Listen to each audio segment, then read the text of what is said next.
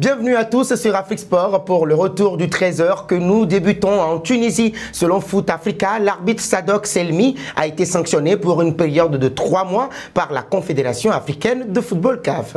Cette sanction survient après la prestation douteuse de ce dernier lors du match qui a opposé la Mauritanie à la République démocratique du Congo RDC pour le compte de la 4e journée des qualifications à la Coupe d'Afrique des Nations CAN Côte d'Ivoire 2023.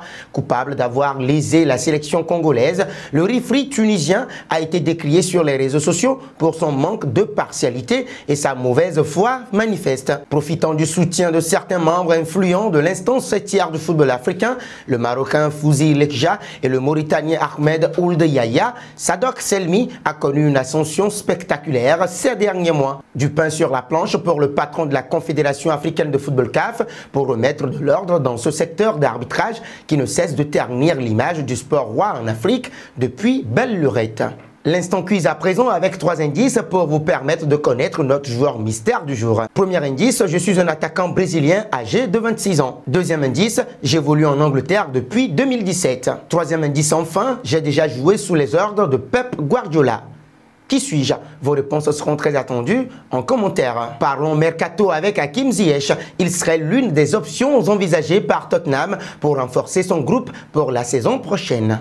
Alors que les Spurs n'ont toujours pas de manager définitif, ils préparent malgré tout leur prochain mercato de Premier League. L'international marocain qui souhaite quitter Chelsea l'été prochain figure donc en bonne place sur la liste dressée par les dirigeants londoniens. Toutefois, Hakim Ziyech ne manque pas de courtisans. Le PSG, qui avait déjà failli le recruter lors du précédent mercato hivernal, envisagerait de revenir à la charge l'été prochain. L'Ajax Amsterdam, où s'est révélé le joueur, aimerait également le récupérer. Selon Football Insider, Chelsea serait prêt à accepter une offre de 25 millions d'euros pour laisser filer son joueur. Outre les deux clubs déjà cités plus haut, West Ham United et Fulham également seraient très intéressés par l'ailier de 30 ans. Un saut au Bayern. Coup dur pour le Bayern Munich et Eric Maxim Choupo-Moting. En raison de problèmes à son genou, l'attaquant bavarois va manquer le quart de finale aller de Ligue des Champions face à Manchester City ce mardi soir. Déjà absent lors du déplacement à Fribourg ce week-end, l'ancien buteur du Paris Saint-Germain est toujours convalescent.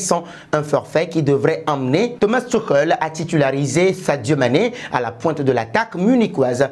D'ailleurs, pensez-vous que Sadio Mané puisse faire la différence à ce poste? Vos réponses seront très attendues en commentaire. Filons en Angleterre, rien ne va plus pour Dele Alli, 26 ans. Comme expliqué ce matin, la saison de l'Anglais est d'ores et déjà terminée en raison d'une blessure à la hanche. Autorisé à retourner en Angleterre par Besiktas, club auquel il est prêté, le joueur d'Everton a fait parler de lui ce lundi. En effet, le Daily Mail a publié des clichés de lui dans un appartement à Manchester avec un ballon dans la bouche en train d'inhaler du gaz hilarant. Il y a plusieurs cartouches de gaz hilarant d'ailleurs sur la table devant lui. Cela ne va pas arranger les affaires de l'ancien joueur de Tottenham.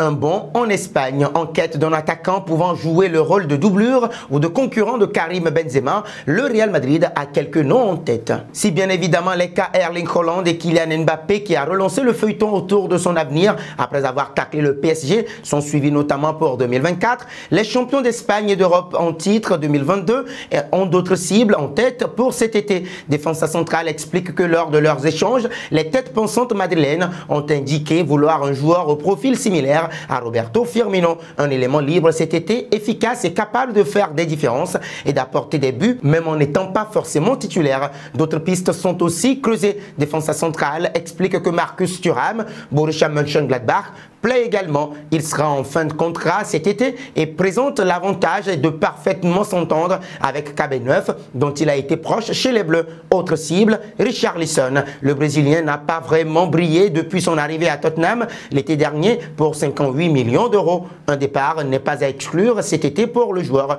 Le Real Madrid mettra certainement moins d'argent pour recruter Paulo Dybala dont le profil est différent. Arrivé l'an dernier à la Roma, l'Argentin pourrait être disponible pour 20 millions d'euros. C'est le montant de sa clause spéciale s'il arrive à quitter la capitale italienne. Terminons au Barça. Le FC Barcelone rêve de faire revenir Lionel Messi cet été, mais les culés ont une priorité avant de réaliser cette opération d'envergure. En revanche, ils ont fait comprendre au clan Messi qu'il n'était pas du tout la priorité actuelle. En effet, El País, qui a questionné des sources proches du Barça, précise que les dirigeants veulent avant tout régler les cas Araujo, Baldé et surtout Gavi qui pourraient partir pour 0 € cet été si sa situation n'est pas régularisée au plus vite. Cela passe avant tout, même l'opération Messi. Ils veulent aussi voir si le plan qu'ils proposeront pour l'Argentin sera viable auprès de la Liga. Ils mettent un point d'honneur à ce que le retour de l'Argentin soit fait dans le respect des règles. Ainsi, les culés ne feront pas toutes les folies pour faire revenir et surtout, ils veulent d'abord régler des cas prioritaires et essentiels à leurs yeux. Et nous arrivons au terme de cette édition que nous bouclons avec la question du jour. Selon vous, lequel des 4 attaquants cités précédemment peut facilement s'intégrer au jeu du Real Madrid? Vos réponses seront très attendues en commentaire. Mais en attendant, n'hésitez surtout pas de vous abonner sur Afrique Sport pour ne rien manquer du football continental et international.